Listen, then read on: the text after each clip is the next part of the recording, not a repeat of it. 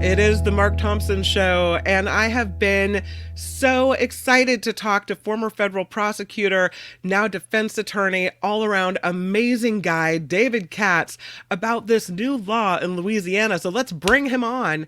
David Katz, everybody. Hello. Hi, great to be with you, Kim. Great. Yeah, great to have you here. I saw this story yesterday about the state of Louisiana. The governor signed this law into place mandating, requiring that the Ten Commandments be displayed in every public school classroom. They've got to have at least a poster of the Ten Commandments in the classroom. And right away I thought, what about the separation of church and state? This can't be constitutional. But then I started thinking, well, you've got God on the money, right? We've got the God in the national anthem. We've got all kinds of examples and public displays where religion kind of seeps in. What are your thoughts on this case? Well, there actually is precedent over this sort of decision by states, and they've been struck down by the federal courts, including by the U.S. Supreme Court. No other state has gone this far. Louisiana, I think, and its Republican governor are trying to make a statement. And I think that this decision will be reversed by the federal courts and it won't stand. People thinking about this might ask themselves, the Quran has huge historical significance. There are rules in the Quran about what it takes to be an observant Muslim. If they were posted in every single public school from first grade to the end of university in every state school in Louisiana, I wonder if all the people who think this is such a great idea in Louisiana would think that's such a great idea. But it would be the same argument that the Quran, instructions are like the Ten Commandments, that they're not only of religious significance, but they're of historical significance, right? There's over 1 billion Muslims in the world. This is historically what for hundreds of years has ideally governed their conduct. I'm hoping to give an example where people would think, no, it's so predominantly religious. It's not something of historical significance. It's different than saying, 1776, 1865, the key dates in American history. That's obviously a different kettle of fish if you had a poster that commemorated key dates in American history. This really, the Ten Commandments, is not American history. It's not world history. It's obviously a predominantly religious expression. And it should be, you can go to religious school, you can go to Sunday school, you can go to, Hebrew school after classes. But to have this displayed in every classroom, I think will be struck down by the courts. Well, we already know that the day after the law is passed, there's a lawsuit now pending. They're already going for it. And so this is a lawsuit filed by the some group, some type of group. Let's see. They say the ACLU is suing. In a statement, the civil rights group says the law violates the separation of church and state and is unconstitutional. So, yeah, the Bible verses, according to the backers of this, say they're of historical significance. So, it goes back to what you said. But this is why we have the separation of church and state, because you talk about the Muslim, the laws of the Quran going up on the school walls. I would say if you're going to have the Ten Commandments, then you have to allow the tenets of every religion to go up on the walls. Be kind of a crowded wall. There wouldn't be room for the ABC. Remember we used to have that? Yes. ABC to Z, and they'd have the numbers. There wouldn't be a lot of room for anything else like windows and doors, because there are a lot of religions in the world, and they're all have their free exercise in the United States, but we also don't create a religious preference in the United States. And this is this, and you wonder, doesn't this have any political repercussions? I mean, it costs a lot of money to defend the state of Louisiana. This is a doomed lawsuit. Taxpayers are just going to pay money for this. And I guess it's part of the cultural wars, but they're actually costing money that could be better spent. Louisiana is one of those states. I don't even think that they put in their contribution so that Medicaid can be effectively, pursued there. We pay a lot of money in a state. I think the feds pay 85%. A state only has to pay 15% to have more Medicaid coverage. And some of these states say they won't even spend 15% of their money although it's matched by 85% federal money so they can have more coverage for the residents and citizens of those southern states. And yet they spend money on this, which is just symbolic. As I said, I can't imagine this won't get struck down by the courts. Well, they had to know that someone was going to sue over it. But here's the question I have. Say this type of case, and I don't know if it goes just through the Louisiana courts or if it ever has a way to wind up to the Supreme Court.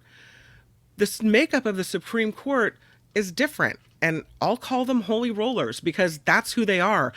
There are a lot of very staunch Catholics now sitting on the Supreme Court. So I guess the question is, do they take into consideration the law, or does their religion become more important to them? Well, when JFK was running back in 1960, and I've read about this, I wasn't looking at the newspaper in 1960, not that early in life anyway. But the argument was that JFK, wouldn't be the president of the American people; he'd be the president of the Pope. And you sort of laugh at that, and JFK won, and we didn't become, governed by the Pope in this country. But after Alito wrote the Dobbs decision, he and his wife, who's become incredibly controversial now with her flags, they went and did a victory lap in Rome and showed off for the Pope. Presumably because this was so in keeping with Catholic dogma, although in my opinion, Dobbs was not in keeping with our U.S. Constitution or 50 years of precedent after after Roe v. Wade. So, go and figure. But, there are bridges too far, even for this U.S. Supreme Court. And we're seeing that with the cases that are coming down. And that's just a bridge too far. You cannot post the 10 Commandments and say it's merely of historical significance and just so happens to also be the tenets of a particular majority faith in this country. We don't care whether the majority or the minority faith. You don't impose your religious views on other people in public forums. In private and religious forums, totally different story. But that's the classic, public forum, the schools. And it's not just the university where people could sort of roll their eyes and say, oh my God, the Republican governor of this state, how stupid does he think he is, spending his money losing to the ACLU instead of helping people in the state? University student at, I don't know what, LSU can roll their eyes. But, this is a first grader. This is a second grader. And as I said, people would howl if it were the Quran that was going up in every first and second grade public school classroom in Louisiana. Absolutely. Let's move to the story about Roger Stone. And he was secretly recorded. There's this audio tape of him.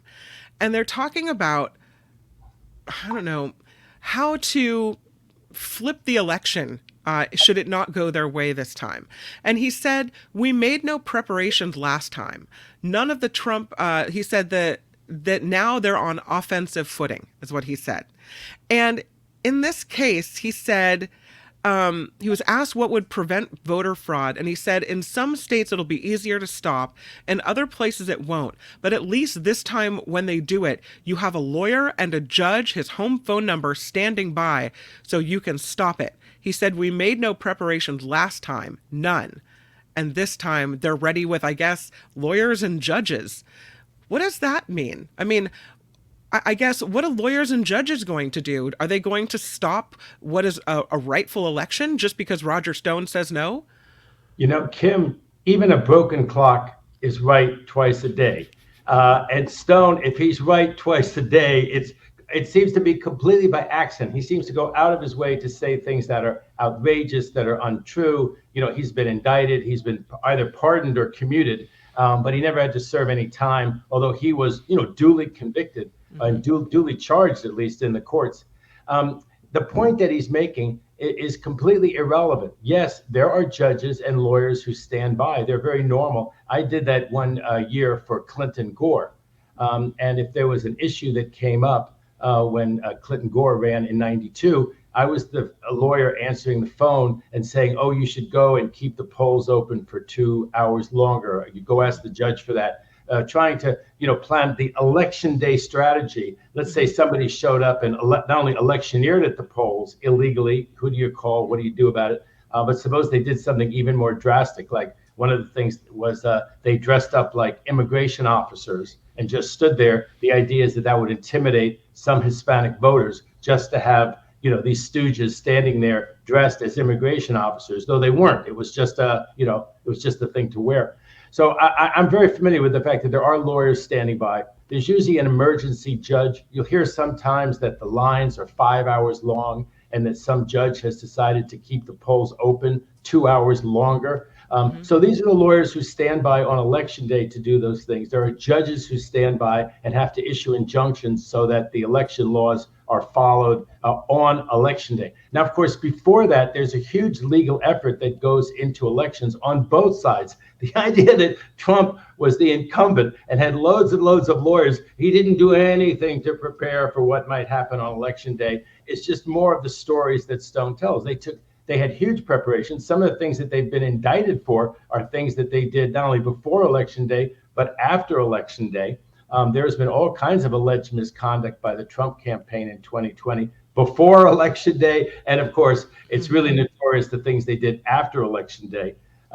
Stone is just, to the extent there's any point to what Stone is saying, yes, the Trump campaign will get ready both before, on, and after Election Day to challenge what they don't like. And President Biden will do the same thing. This is just normal.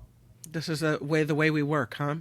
This is the way we work. And remember, you have to go to a court and complain to the courts. When they went to the courts and complained, Giuliani, Sidney Powell, that whole gang, they lost, 60 out of 60 lawsuits. I think they got some tiny procedural advantage in one case, but they lost 60 out of 60 cases on the substance of everything that they were complaining about, claiming it was a big steal and everything else. They lost all those lawsuits. Remember, they asked Giuliani famously, do you have any evidence? And he was like in court, evidence? Oh, Your Honor, what evidence? What a shock. Evidence. Not just the rhetoric that I spew for the cameras outside. Your Honor wanted some evidence.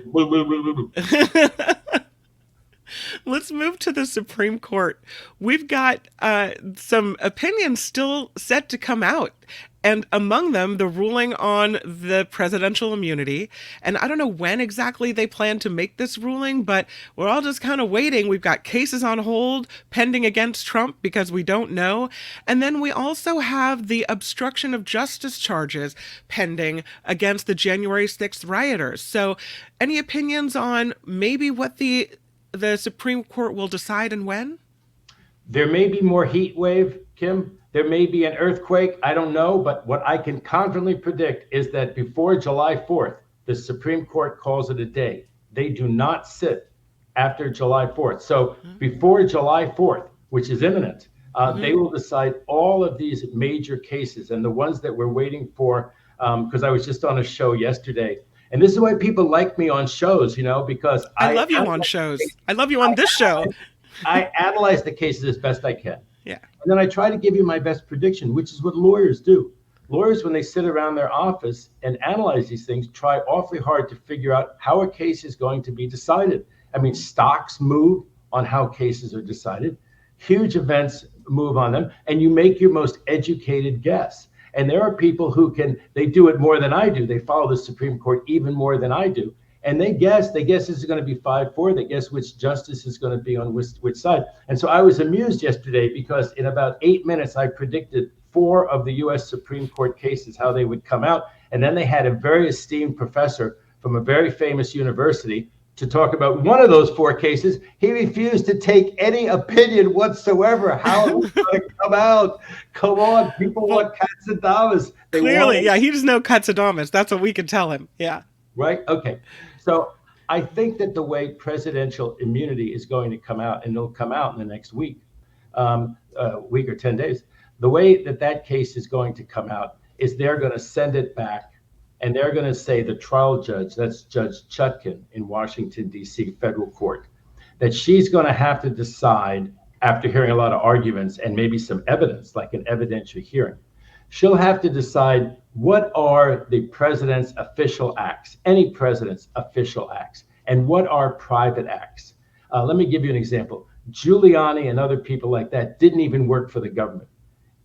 I think going to be easy to say that things that Trump told Giuliani to do and things that sort of didn't seem to sort of fit within what a president normally does day in and day out, that those things will be private. Those things can be prosecuted. Doesn't mean Trump's guilty of any of them. but it means that he can be prosecuted for them. The case can go on and they can try to prove beyond a reasonable doubt that he committed violations that are in the area, Kim, of his private conduct. Now, the classic official act is that, let's say the president signed some bill, and the bill ended up having 500,000 people detained in detention camps pending deportation, deported them, didn't grant amnesty, applications that people thought should have been granted under the law. Those are official acts. To the extent the president is being, or like they say, well, what goes around comes around, so Biden could be prosecuted for things like that. Those are official acts. And maybe the one that people can understand the best is, let's say there's an American citizen abroad who's spewing out, hateful, anti-American, anti-Semitic, anti-everything propaganda, which in the president and his advisors' judgments is causing people to commit terrorist acts against the United States abroad. The president orders the killing of that person, okay? There's certainly an argument that that is an official act, abhorrent to some people, but an official act. How about killing a political rival here in the United States? That would hit most people as that cannot be an official act. Even if it was done through the attorney general or somebody who worked in the White House, who got a government salary, it's still not an official act. But, the idea is to draw that line, and Chutkan will put on one side the things that the president is charged with and can be prosecuted for in the Washington, D.C. This is the insurrection case, January 6th. And those things leading up to it, let's say the slates or not tamping it down while it happened, sending the incendiary message about Pence, even while it was going on in the Capitol, the marauding and the threatening, and put one in one column and one in the other column and say, okay, we are going to trial on the ones in this column, the ones that are private or non-official prosecutable acts. And guess what? Trump will say she did it all wrong. She disregarded my arguments. What she lumped in the area that I can be prosecuted for are official acts. A president has immunity from all of that. And that's why it is almost certainly going to go back to the U.S. Supreme Court a second time around, sometime in 2025. And everyone who's looked at this has said Trump did come up with a strategy with the help of his friends on the U.S. Supreme Court who have kicked this can down the road to avoid him going to trial in November before the election. That just seems inevitable. Well, the one thing, Kim, is that there may be an evidentiary hearing, and that evidentiary hearing may be bad. They may give immunity to people like Meadows, call witnesses like Cassie Hutchinson, and those evidentiary hearings, when reported in the late summer and fall, may have the same impact on Trump falling off in the polls the way a trial might have resulted in him falling off in the polls. It'll bring back to life for people all of the awful things that, in my opinion, he did beyond a reasonable doubt and that are criminal. Encouraging that riot at the Capitol, leading the people to go there, not tamping it down while it was going on, the phony slates that were in place to go instead of the real slates. That whole bunch of conduct, to me, was not shepherding the election to make sure it was honest, which is what he'll argue, but election interference in Trump's favorite term, but his projection. He charges Biden with it and the courts with it. That's what Trump did. He interfered with the election. He interfered with the peaceful transfer of power. And to me, that is something that is absolutely prosecutable, but we'll see what the judge says, and we'll see then again what the U.S. Supreme Court says next time. But that's where I think this case is headed. People say if they just wanted to affirm the D.C. Circuit, which ruled 3-0, that what Trump's charged with right now, he could be prosecuted for all of it, okay? They wouldn't have taken the case. They would have just not taken the case. That ruling would have stood 6 months ago. So they took the case so they could monkey around with it and delay it. And I think in the way that I just predicted. It's so frustrating as a citizen and a voter to have the will of the voters thwarted in this way, to have this slate of false electors, to have this outright cheating. and to still have this playing out in the courts, it feels like this should have been dealt with so much faster. And I know Marcus said this before. I was just going to say, Why Mark always Merrick says this. Garland has dragged his heels, but it's, you say that we're going to have this is going to go back and forth with the courts, and we're going to see that the Supreme Court gets it again, and the can isn't just kicked down the road; it's like kicked into another state. And so, how long does this take? And when do the American people feel like we finally have justice on this? Because this is affecting every single voter in America. They tried to steal an election. Well, we saw a lot of it. The whole world saw it on TV. I mean, we saw the incendiary speech that Trump gave. We knew that he had not wanted to have people searched for weapons because he said, they're my people, don't search them. We know that once the riot started and they breached the lines, instead of tamping it down, we know that for hours and hours, Trump just let it play out. We know that General Flynn's brother somehow answered the phone at the Pentagon and didn't call the National Guard out very fast.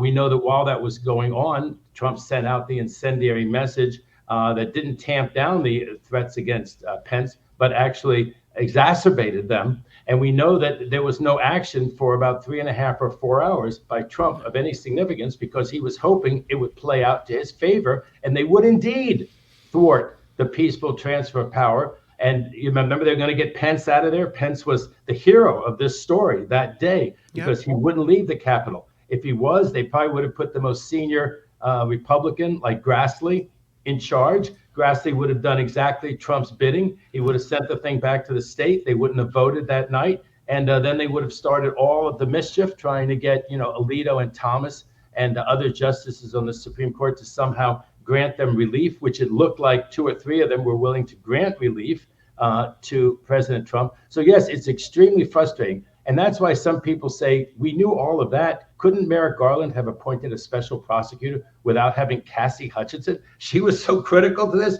We had everything else and a whole lot more of it. Point the special prosecutor then. And,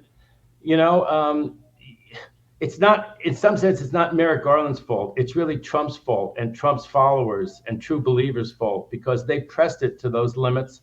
And, one day history will obviously have a pretty definitive judgment on, why Merrick Garland didn't do it. I'm sure that he would say that he didn't want this to look like a banana republic. But to me, we look more like a banana republic to be where we are right now with justices, cherry picked by Trump. I mean, history will certainly say that, to do his bidding, to vote in his favor. And they've acted so much in his favor. You remember how hard it was to get a hold of his tax returns? 2 years he managed to get 2 trips to the U.S. Supreme Court before we got his tax returns. So I think that, of course, I guess so many people think now that Merrick Garland should have appointed a special prosecutor because Jack Smith moved on this January 6th quite quickly, but he couldn't move on it before he was appointed. And he wasn't appointed for over 2 years after Biden and Garland took office. What do you think about the January 6th rioters case, this obstruction of justice charge? I think you may have commented on it before, but I'd like to hear what you think with the decision looming ahead of us. I have a feeling that one will go the rioters' way, if you want to call it that. It's a very open-ended statute. It just says, like, you shouldn't obstruct. And to say that alone is enough to prosecute somebody. They gave the example during the oral argument before the Supreme Court that if in the middle of the oral argument in the Supreme Court about this obstruction of justice, someone had stood up and started screaming. And as soon as they cleared them out of there, someone else started screaming. And the result was that they delayed the Supreme Court argument for 5 or 6 hours as they delayed the certification at the Capitol for 5 or 6 hours or a day, most of the day by their conduct. Would all of those people who jumped up in the U.S. Supreme Court courtroom have been prosecutable under this vague obstruction of justice statute? And they may say that it's simply too vague, that criminal statutes have to be very specific so people can guide their conduct, not commit federal felonies at their peril under a vague statute.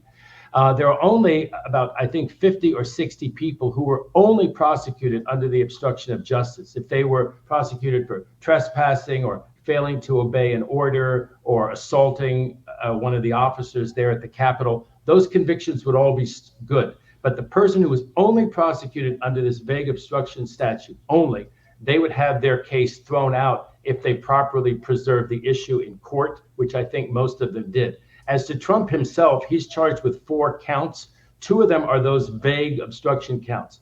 So even if Trump's 2 vague obstruction counts were thrown out, he still has 2 very live felony counts against him for the insurrection. So that's how I think that one's going to come out. But people will howl that anybody will get off. And they'll yell at the prosecutors, why did they only charge them with that 1 count? And, Yep. there were 1,000 people plus that they were prosecuting. I know I always look like I'm standing up for my old friends in the U.S. Attorney's Office. Actually, usually as a criminal defense attorney, I pick many bones with them in how they proceed in their cases. But I think that's how that one's going to come out. I'm not sure. The other one I predicted was a really fascinating case, which is the Rahimi case. The Rahimi case, we're not exactly sure how that one is going to come out, but that's the domestic violence. There's a restraining order in a domestic violence case, and the judge said, okay, now I've heard the evidence. I've heard it's often a woman, so let's say the woman who says that she's being stalked and menaced, and she wants a restraining order and says, my husband or my boyfriend has a gun. And the judge says, well, you're not allowed to have the gun anymore. You've got to turn it in during the time that this restraining order is in effect. Believe it or not, that case is in the U.S. Supreme Court on the argument that the Second Amendment gives that person, that alleged stalker, the right to continue to keep and bear arms, even while under a restraining order. That, I think, is another bridge too far, even for this U.S. Supreme Court. I expect Alito, Thomas, Gorsuch to think this is the greatest thing since sliced bread. This is the historical import at the time of the revolution. Judges during the revolution were not issuing restraining orders in domestic violence cases. So there's not a historical precedent. And it's like, is there something wrong with you people? You don't have to take everything by what happened in 1770, whatever. Come on. The law evolves in certain, intelligent ways, Kim, right? And I think that the other 6 will say this is not a bridge too far. This has been adjudicated by a judge. The judge has ruled that a restraining order should be in place. And having decided that, the judge can go on to rule. And while my restraining order is in place, you, the defendant, you, the accused, cannot have a firearm during that period of time. I think that'll be the ruling. But a lot of people are, that's the one that the university professor wouldn't predict. So I'm predicting it. Here and now. It seems like common sense to me, right? 6-3. Well, it's common to 6 of them. The other three seem to get, they have this extreme historical analysis. Amy Coney Barrett just called out Thomas for this extreme historical focus that she said, the forest for the trees. Yeah, I was going to mention that too. And even she's saying, you got to let go of history a little bit here. Well, Thomas would say, what do you mean, miss the forest for the trees? Well, I'm driving that huge mega mansion house bus. Yeah. I had to pay it back for. I don't miss the forest for the trees. No, it's a metaphor. Clarence Thomas, it's a metaphor. Have you seen the chart where it shows all the gifts that U.S. Supreme Court justices have gotten? And it's a tiny little bottom of the graph. And then you see the graph that shows what Thomas got. And Thomas's gifts, like they dwarf everybody else's put together. Wow. And he forgot to list 3 of them because it's so easy to forget a trip halfway around the world on somebody's private plane and yacht. So easy to forget them. Even once he had to make the disclosure late, he missed 3 of them. You know what they would do to a lawyer? You know what they would do to any lawyer in America if you certified something and you missed 3 really important things on your late certification? It's unbelievable it's unbelievable that the conservatives, that anybody puts up with Clarence Thomas. I think that if Trump wins again, God forbid, I think that they really are going to make an overture to get rid of Thomas. I think he's just too much of an embarrassment. And they'll put a younger super right winger on there. If they have 51 senators, the Republicans, which I hope people are thinking about the Senate race, not just the presidency, and what party they want to have in control of the Senate going forward. It's so important to the country. It's interesting that you bring up the makeup of the court, because just a couple of days ago, President Biden said that this is of huge importance. He said the next president will likely have to make a decision on two U.S. Supreme Court nominees. Who do you think is leaving? And do you think it will be two? That's interesting. I guess that was with the assumption that Trump wins, right? Mm-hmm. And which two? I think logically one of them would be Thomas. And I really don't have a clear idea. I mean, three of them just got recently appointed. Right. Roberts, I don't agree with Roberts all the time. I had the pleasure to meet him one time. He heard a eulogy that I gave for the U.S. District Judge that I clerked for when my judge passed away some years ago in Washington, D.C. And he came to the eulogy, and he just made an extraordinarily positive impression as a person. And I've certainly agreed with his jurisprudence a lot more than the other Mm-hmm. five Republicans on the court. But I don't think he's going anywhere. I don't really see any reason why he would. So I guess the best guess, I guess, would be Alito, that maybe Alito wants to do other things. And his wife made that kind of mysterious remark that, when I can, I'm going to sue all these people who defame me within the statute of limitations. Oh, And wow. so people have said, well, maybe she knows something or revealed something in that undercover tape that they made of her.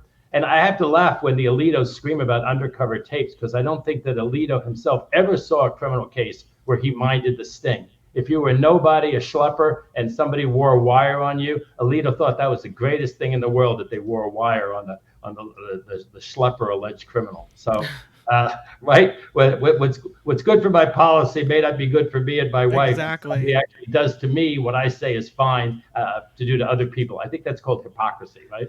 Do we really see Clarence Thomas stepping down? I mean, here's a guy who won't recuse himself when it seems like pretty obvious that you have a connection or a bias to a case, and he won't recuse. Do you think he might be too addicted to the power and the free gifts to check out of the court? Well, I have a very low opinion of him, so I Yeah. think that he would get some big gift before he left. I think that A he'd get, payout on the way out the door? he'd Yeah. get a house, he'd get something like that. My great Oh, respect. And there's nothing you could really do. I mean, if he got a $5 million house while he was leaving, I mean, he might have to pay taxes on it, depending how it was structured. But I think, I mean, someone could get on your show and tell me I'm wrong, but I think that he's leaving. That what's his name, Crow, gives him a $5 million house. They have so much in common. They asked Crow, they said, it's kind of interesting because you never studied law. What do you and Clarence Thomas really have in common? And I think he said, we're about the same age. So I mean, think how that's many something. people in America I had things in common with Kim. Kim, think about it. You have millions and millions of people that you'd love to talk to and hang out with because you share so much with them. They're about the same age as you. It's crazy. I don't know. I think they'll have a hard time prying him off of that court. He might be one of those, who has to die on the court. Seven I'm not million dollars. by the way, I'm not advocating danger. I just mean of old age. Like yeah. $7 million house. Do I see Oh, your oh, yeah, seven I see what million you're dollar doing house? here. All right. Yeah. A new RV. Bigger one. It's a possibility that he'll take the stuff and go. Like the Price is Right on the Supreme Court. I mean, it's God. really a terrible situation because we should revere our Supreme Court justices. That's kind of the attitude I have toward Chief Justice Roberts. I was in the old days when they were nominating Kavanaugh, picking Kavanaugh. Actually, a Laura Ingraham's show had me on 4 times. And the show was kind of interested, as far right wing as it is. They were kind of interested whether they were doing the right thing with Kavanaugh. The idea was, do they drop Kavanaugh? Is Kavanaugh going to waste 3 or 4 months of our time and then eventually lose? Because that happened with Nixon. 2 of Nixon's nominees to the U.S. Supreme Court lost. They wasted a lot of time. Bork lost, and they ended up with Kennedy. So they were kind of interested, are we going to lose this one? And so they wanted a different opinion, like mine. And so that was a time when there was actually some interest in that, in that subject. But then they lost interest. They decided to go with Kavanaugh, and Kavanaugh, ended up making it. And Kavanaugh, I mean, there certainly was a lot of controversy, Kim, about him coming on the court. But he's been sort of the middle. I mean, on these cases, when you see that there's some chance, like you look at the ones coming up right now. You kind of look at Kavanaugh, Roberts, and Barrett. I mean, the other three, Gorsuch, they just lost Gorsuch's vote today. There's kind of a boring case. It's almost as boring as income tax was in law school. So I won't have everyone's eyes glaze over. But it was kind of an important decision today. It ended up going 7-2 in favor of the government, that they could collect these taxes. It would have Right. cost the federal government billions of dollars in taxes if the case had gone the other way. And it turned out that Thomas and Gorsuch were the ones who would have made that ruling that would have cost the government billions and billions of dollars. Even Alito didn't get on that train. You're Uh, talking about the ruling where Americans hide their funds in overseas so they don't have to pay taxes on it. That's the basically the case.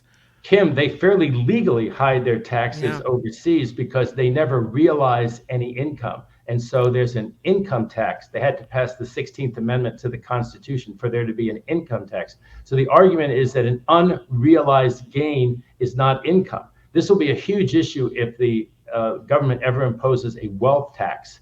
So the guy who doesn't have income, but the guy who has a $2 billion property, and they put a wealth tax on him because he's the owner of a $2 billion property. This issue will be huge. And the majority, actually, is written by Kavanaugh today. He said this is a very narrow ruling. And then Thomas and Gorsuch, in dissent, said, well, it's not that narrow if you don't have to realize the income, if it's just that your stock value went up. And they can tax that once. Well, I know it's an unusual situation. It was actually under Trump, because Trump wanted to lower taxes so much, Kim, on the very, very wealthy. They had to do something as a sop to offset it. So they offset it with this provision. But the two of them said, even this is too far, Kim. Even this is too far. And it would have cost the government billions and billions of dollars had they ruled the other way. And Gorsuch was willing. I mean, talk about the whatever, like, in my opinion, crazy libertarian. I mean, if you want to be a crazy libertarian, you got to balance the budget. Explain how you're going to balance the budget. Don't just get up there like Gorsuch and cost the government billions and billions of dollars. And say, and at least philosophically, say you're a libertarian. You got to cut some spending there too. You want to make things come out. If you're going to cost anyway, 7 of them wouldn't have done that. 7 of them wouldn't have done it. And Kavanaugh does it. The things that end up going 5-4, the way that I usually agree with them going, you almost have to have Kavanaugh's vote as well as Roberts to go 5-4. I'm coming to the end of my allotted David Katz time, I understand. However, a story just popped up about, Uh-oh. and it's a New York Times story that says 2 federal judges urged Eileen Cannon to step down from the Trump case. One of them was the district's chief judge, Cecilia Altanaga. She suggested that Cannon decline to oversee the case brought by special counsel Jack Smith and allow another judge to oversee it instead. So you have 2 federal judges in South Florida saying, Cannon, you shouldn't do this. And she still oversees the case. One of the delightful and mischievous things about you, Kim, is you love to play Stump the Cats. But I happened to hear that story on the radio as I came over. So you didn't catch me 100% unawares, which is the real fun. The thing about federal judges that we really have, we have kings and queens. We have gods and goddesses in our time. They walk among us. They have black robes on, and they're called United States District Judges. And once the case goes to United States District Judge, there's really not much that anyone else on the same court can do. There's something called related cases. So if this case had also gone to Judge Smith and gone to Cannon, there would have been a form. And both Smith and Cannon, the government would have said, this case ought to go to you, Judge Smith, because you know more about it, or you, Cannon, because you know more about it. But this particular case had gone to Cannon, and it had gone to a magistrate judge. They're at a lower rank, the magistrate judges. So in any dispute between a magistrate judge and a district judge, the district judge will prevail. This is why people have sort of questioned the judgment of Jack Smith in bringing that Mar-a-Lago case, which is such a slam dunk and which ought to have gone to trial quickly, to have brought it in that district, because he had a 1 in 3 chance under their rules that it would go to her, and it did go to her. Now, at that point, of course, there's suasion that the chief judge can say, I really think, based on my experience and so forth, you don't want the optics of this case going to you. You've been overruled by the 11th Circuit twice already when you butted into the magistrate judge's decisions about the search of Mar-a-Lago. You appointed a special master. You didn't let the FBI look at these documents, which they needed to look at right away just for national security purposes. You were overruled twice by a very conservative circuit on egregious rulings of yours, Judge Cannon. Maybe the better part of valor is to avoid the optics. And she said, I don't want to avoid the optics. Yeah. So at that point, there was nothing, Chief Judge, Schmief Judge, there was nothing that chief judge down there could do. The other judge who gave her some avuncular advice, there was nothing that Uncle Judge could do. And, she could have gone down the hall. There's nothing wrong with that. And every time she got an interesting motion that she didn't really know about, gone down and asked one of the more senior judges. There's no reason that they can't do that. My judge was a very experienced judge in Washington, D.C., but they had lunch together. I'm sure that he asked other judges their opinion about some interesting stuff. None of it bound him. And if she decided not to go down there and ask advice all the time and take their advice, that was on Cannon. So I think the only way that, at some point she'll make some ruling and Jack Smith will say, okay, this is the beach I'm willing to risk dying on. Yep. And he will piss her off even more than she's apparently pissed off with the government. And, people think, let's not be naive, that she sees herself as Justice Cannon in the restoration of Trump. Who's in a better position than her? And, Trump loves that sort of loyalty thing, reward her. And if there's 52 senators who are Republicans, why wouldn't they reward her? They stopped Merrick Garland, right? Why wouldn't they reward Cannon? So, you can say that it's nothing but crass self-interest on her part. And whether she's one of those goddesses that we put up on this Mount Olympus of the federal courts or not, she could be acting out of total self-interest. Anyway, unless some higher court like the 11th Circuit removes her. Now, if there's an appeal, they can say, you know what, we not only grant this appeal by Jack Smith, but we think it would be better to have a different judge. We'll appoint a different judge at random. That the higher court could do, but she seems to have been very savvy in sort of delaying things, but not made a ruling that, she's sort of sat on the case. People say that she's really sat on the case, and they've even said that it's kind of devious. I mean, words like that should never be applied to a federal judge. I don't think anyone ever applied that to my judge about any ruling or anything that he did, but this one really has a bad odor to it, Cannon and Trump. But here we are. Last question from Gordon, who writes, could the Florida document case be transferred to the federal D.C. court? Well, one of the interesting things is, and it's really too late. It's too late for it to make a difference. It's too late for it to go to trial before the November. And people might say, well, Katz, you're just a partisan. You want it to go to trial before the November election because it's going to hurt Trump. What I'm saying is that this case all by itself, if it were anyone else, it might actually take that long to get to trial past November. There is a huge public interest in the public knowing with Trump, is he guilty or is he not guilty? There's a huge public interest that does not, if the case involved, even some prominent person, let's assume it involved Elon Musk. Let's assume it involved somebody else prominent like that. And the case took 2 years to go to trial. And people said, well, people ought to know whether Musk is convicted or not. Yeah, that would be some public interest. But the public interest here is so intense because there's about to be an election in November for president, right? So there is a huge public interest in this case that's not present in other cases.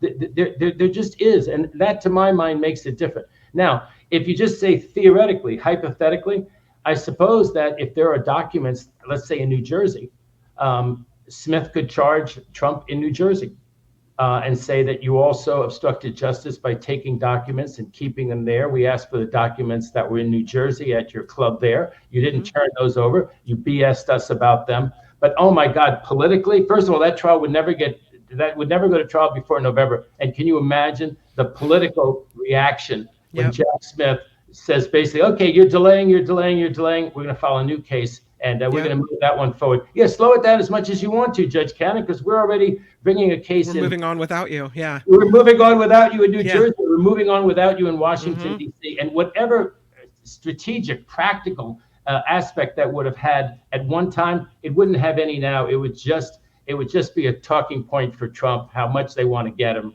It wouldn't make any sense. No, This case is not going to trial. This whole Mar-a-Lago thing, this whole taking the documents, and Mark and I talked about this, I think, with you many times, that he took them from Washington, D.C., and then he got subpoenas and other requests to turn them over from Washington, D.C. He knew very well he was obstructing justice in Washington, D.C. with this conduct. There was perfectly good venue. It could have gone there. I think a little bit was Jack Smith was kind of showing off that the evidence is so strong, I can convict you anywhere. And guess what? In front of a Trump-picked judge, in front of her, in front of that judge at Amarillo, Texas, with a medical abortion pill. No, and it may be true that a jury, like in Manhattan, you could get a fair jury, and probably down there in West Palm Beach or whatever, it's Fort Pierce, you could get a fair jury. But believe it or not, you have to get by a judge, and you have to have an unbiased judge, which we have almost everywhere in every district in America. And people are really questioning if we have it with Cannon down there in Fort Pierce, Florida. David Katz, we all look forward to David Katz Day on the Mark Thompson Show every week. Thank you so much for your time and for being here. You're awesome. I love being with you, Kim, and my condolences to Mark, of course. Thank you. I'll pass that on. I appreciate it. I'll see you next week, sir. Great. Take care. Bye. David Katz, everybody. Hi, it's Mark, and I thought that was great. Hit the notification bell. You'll know whenever there's a new video being dropped, and please subscribe to our channel to help us save the universe.